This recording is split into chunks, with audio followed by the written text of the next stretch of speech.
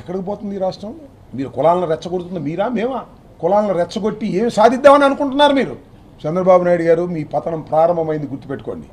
శాశ్వతంగా మీరే అధికారంలో ఉంటాను అనేటువంటి భ్రమ నుంచి బయటకు రండి. ఈ చివరి నుంచి ఆ చివరి వరకు చర్చ జరుగుతూ ఉంది వాళ్ళ రాష్ట్రంలో. ఇంత అన్యాయం జరుగుతూ ఉంది, అక్రమం జరుగుతూ ఉంది అనే విషయం మీద ఇప్పటికైనా పునరాలోచించుకోమని మనం ఇప్పటికీ నేను డిమాండ్ చేస్తున్నా. నా మీద దాడి చేసిన వారు, నా ఇల్లు పగలగొట్టిన వారు, నా ఆఫీస్ పగలగొట్టిన వాళ్ళు, నా కార్లు పగలగొట్టిన వాళ్ళు, నా ఆస్తులు ధ్వంసం చేసిన వాళ్ళ మీద కేసు పెట్టకపోయావా, యాక్షన్ తీసుకోకపోయావా, అనుభవిస్తావు చంద్రబాబు, లోకేష్, గుర్తుపెట్టుకోమని మనం. ఇంటెన్షనల్గా కేసులు లేకుండా చేస్తున్నారు మీరు ఈ రాష్ట్రంలో, అనుభవిస్తారు మీరు, గుర్తుపెట్టుకోండి. నా నినాదం ఇదే. నా మీద ఎవరైతే దాడులు చేశారో, ఎవరైతే అన్యాయం చేశారో వారి మీద కేసు పెట్టకోకుండా మీరు ఇలాగే ఉంటే దీనికి మూల్యం చెల్లించక తప్పదని మనం చేస్తున్నాం. ఇవాళ కాబట్టి రేపు కాబట్టి ఎక్కడికి పోరు. మీరు ఏదో భయపెట్టాలనుకుంటున్నారేమో మమ్మల్ని. మీరు భయపెడితే భయపడటానికి సిద్ధంగా లేమో, మొండికి వేసి కూర్చున్నామని కూడా మనం చెప్పాం. మీ ఎర్ర బుక్కులు, పిచ్చి బుక్కులు మమ్మల్ని ఏమీ చేయలేవని కూడా మనం చేస్తున్నాం. ఇంతకన్నా ఏం చేస్తారు మీరు? జైల్లో పెట్టారు, పోలీసుల చేత కొట్టించడానికి ప్రయత్నం చేశారు, ఒక కేసులో బెయిల్ ఇస్తూ ఇంకో కేసులో పెట్టారు. ఇంతకన్నా ఏం చేస్తారు మీరు? ఇంతకన్నా చేసింది ఒకటే, మీరు చంపేయాలి, అంతేగా. దానికి కూడా సిద్ధపడి ఉన్నాం అనేది కూడా ఈ సందర్భంగా నేను చెప్పదలుచుకున్నా. కాబట్టి నారా చంద్రబాబు నాయుడు గారు, లోకేష్ గారి పరిపాలనలో చాలా దురదృష్టకరమైనటువంటి సంఘటనలు సంవత్సరంలో 2 సంవత్సరాల లోపే జరుగుతూ ఉన్నాయి. దీనికి ఖచ్చితంగా మూల్యం చెల్లించాలి ఈ ప్రభుత్వం అని ఈ సందర్భంగా మనవి చేస్తూ, మరొకసారి ఉత్తరాంధ్ర నుంచి నాకు బలంగా, మద్దతుగా, ప్రేమతో, అభిమానంతో, వాలంటరీగా ఎవరు పిలవకోకుండానే ఎవరినైనా అడుగుతా ఉన్నా. కడమ కాపులనే కాదు, కడమ కులాలందరినీ అడుగుతా ఉన్నా. చంద్రబాబు నాయుడు గారు ఇచ్చినటువంటి హామీని నెరవేర్చకపోతే ఉద్యమం చేయటం తప్ప, పళ్ళేలు కొట్టడం తప్ప, ముద్రగడ పద్మనాభం గారు నిరాహార దీక్ష చేయటం తప్ప. నిరాహార దీక్ష చేస్తే ఇల్లు పగలగొట్టి, భార్యను తిట్టి, కొట్టి, రాజమండ్రి సెంట్రల్ జైలు ఎదురుగా ఉన్నటువంటి ఆసుపత్రిలో బంధించి ఇన్ని చిత్రహింసలు పెట్టారండి. చంపడానికి ప్రయత్నం చేయడానికి ఆల్మోస్ట్ ఆల్ చేశారు కదా. అప్పుడు కదా మేము, మీకు గుర్తుందో లేదో, నేను ఇంతకుముందు కూడా చెప్పా, దాసరి నారాయణరావు గారు, చిరంజీవి గారు, బొత్స సత్యనారాయణ గారు, కన్నబాబు గారు, సి రామచంద్రయ్య గారు, ఇప్పుడు తెలుగుదేశంలో ఉన్నాడు, సి రామచంద్రయ్య గారు, తోట చంద్రశేఖర్ గారు, పల్లంరాజు గారు, మేమందరం కలిసి హయ్యత్తులో సమావేశమై ముద్దగడ పద్మనాభానికి ఏమైనా జరిగితే సహించం కాపులం అని గర్జించిన రోజున భయపడ్డాడు. వంగవీటి మోహన్ రంగారావు గారిని కోల్పోయాం కానీ ముద్దగడ పద్మనాభాన్ని కోల్పోవడానికి మేము సిద్ధంగా లేము అని దాసన్ నారాయణరావు గారు, స్వర్గీయ దాసన్ నారాయణరావు గారు చనిపోయి ఎక్కడున్నాడో గర్జించాడు. తర్వాత చిరంజీవి గారు కూడా గర్జించాడు. ఆ తర్వాత వెనక్కి వచ్చాడు. ఈ 3 సంఘటనలు, 1 వంగవీటి మోహన్ రంగా, 2 ముద్రగడ, నువ్వు ఉన్నావా, మన ధర్మశ్రీ కూడా ఉన్నాయంట.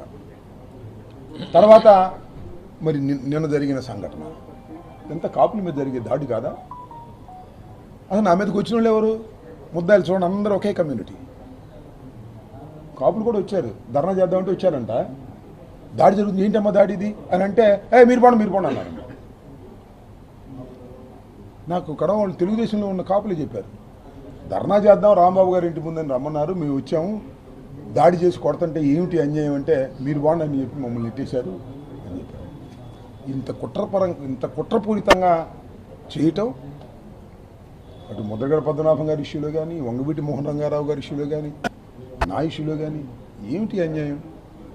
ప్రజాస్వామ్యంలో ఉన్నావా, లేక ఆటవిక సమాజంలో ఉన్నావా, చంద్రబాబు నాయుడు గారి ఒక దుర్మార్గమైన పరిపాలనలో ఉన్నావా? ప్రజలు చర్చించాలని మనం చూస్తాం.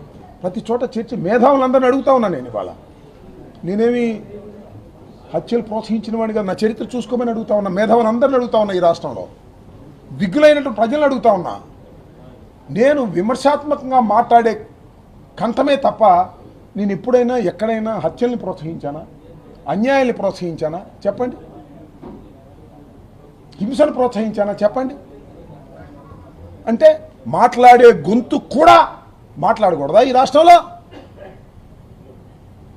పాపం లోకేష్ కోపం వచ్చి ఉంటుంది, నీ రెడ్ బుక్ నా కుక్క కూడా లెక్క చేయదంటే ఆయన కోపం వచ్చి ఉంటుంది.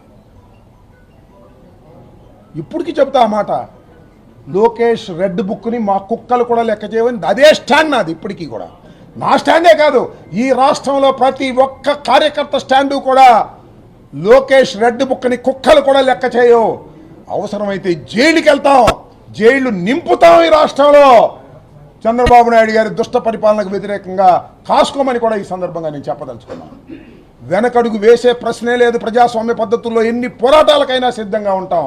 కానీ హింసలకు తావులేనటువంటి ఒక సమాజం కావాలని కోరుకుంటున్నటువంటి ప్రజానీకానికి మీరు ఇస్తున్నది ఇదేనా అని అడుగుతా ఉన్నా. లోకేష్ గారు ఆలోచించుకోమని మనం చేస్తున్నాం. నాకు ఒక ఆశ్చర్యం వేస్తే చంద్రబాబుకి ఇలాంటి బుద్ధులు ఎప్పుడు లేవు. నేను 49 నుంచి రాజకీయాలు ఉన్నాను కదా, ఇలా దాడులు చేసే బుద్ధి లేదు. మటలు చేపించేస్తాడు కానీ ఎవరికి తెలియకోకుండా ఇలా దాడులు చేసే పరిస్థితి లేదు. ఇది మన సార్కి వచ్చింది, లోకేష్ సార్కి వచ్చినటువంటిది ఈ బుద్ధి. వినాశకాలే విపరీత బుద్ధే వినాశకాలే. పోతారు కొట్టుకుపోతారు. ప్రజాస్వామ్యం వేవులో కొట్టుకుపోతారు. బాబు కొడుకులు ఇద్దరు రాసుకోండి. ఎవరు కాపాడలేరు. ఆయన కూడా కాపాడలేడు. ఎవరు ఆయన కూడా కాపాడలేడు. ఆయన కూడా మీరు లాక్కుపోతారు. ఆ పవన్ కళ్యాణ్ కూడా లాక్కుపోతారు మీరు ఓటమి వైపుకి. ఎవరు కాపాడలేరు అనుకుంటున్నాడు చంద్రబాబు. లోకేష్ ఏమనుకుంటున్నారంటే, మాకు పవన్ కళ్యాణ్ ఉన్నాడు కాపుల్లో, కాపులు మేము ఏం చేసినా ఈయన వల్ల మాకు వచ్చేసి అనుకుంటారు. ఉండదట, అట్ట ఉండదట.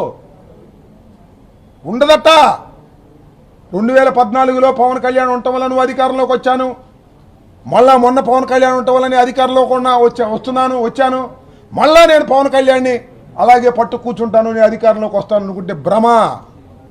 ఆ భ్రమల నుంచి మీరు బయటికి రాలేరు. ఈ దుర్మార్గాలు ప్రజలు క్షమించరు అనేది మాత్రం చాలా స్పష్టంగా చెప్పదలుచుకున్నాను. ఓకే,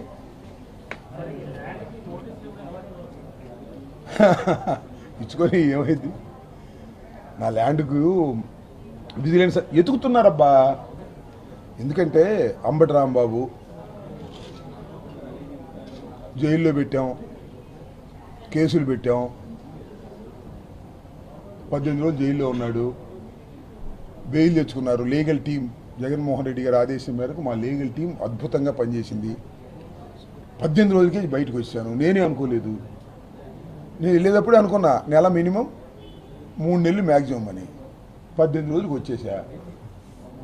వాళ్ళకి మింగుడు వచ్చినా కూడా వీడు పొగడ తగ్గట్లేదు. వీడు మళ్ళీ అదే టోన్తో మాట్లాడుతున్నాడు. అంటే లంగి మాట్లాడాలన్నమాట, భయపడిపోవాలన్నమాట, ఉనికిపోవాలన్నమాట. లోకేష్ గారి దెబ్బకి, ఎర్ర బుక్ దెబ్బకి వీడు వనకటం లేదు. ఏం చేయాలి? ఇన్ని ఎదుగుతున్నారు. నిక్కర్లో పెడదామా లేకపోతే తన భూములు ఉన్నాయి, ఆ భూముల్లో ఏమన్నా దొరుకుద్దా? ఎతుకుతా ఉన్నారు. భూతార్థం పెట్టి ఆఫీసులందరినీ పెట్టి ఎతుకుతా ఉన్నారు. ఏం చేస్తారు మీరు? మళ్ళా లోపల వేసుకుంటారు. అంతేగా.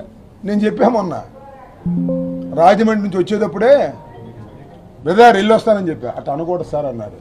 వస్తాం సార్, మళ్ళా ఈ లోకేష్ మళ్ళా మమ్మల్ని జైలుకి పంపిస్తాడు, మేము రెడీ ఉన్నాం, మళ్ళా వస్తామని చెప్పొచ్చా. ఏం భయపడే ప్రశ్నే లేదు. జైలుకి వెళ్ళడానికి భయపడితే రాజకీయాలు చేయలేమని నిర్ణయానికి వచ్చాను. ఎన్నిసార్లైనా లోకేష్ పంపిస్తే జైలుకి వెళ్తాను, అక్కడే ఉంటాను. ఏ మాత్రం తగ్గను. ఇది నా కార్యకర్తలకు స్ఫూర్తినిచ్చే విధంగా నేను పనిచేస్తాను. నాకు మద్దతు ఇచ్చినటువంటి ఉత్తరాంధ్ర ప్రజానీకానికి కూడా ఇన్స్పైర్ అయ్యే విధంగా నా ప్రవర్తన ఉంటుందని కూడా ఈ సందర్భంగా నేను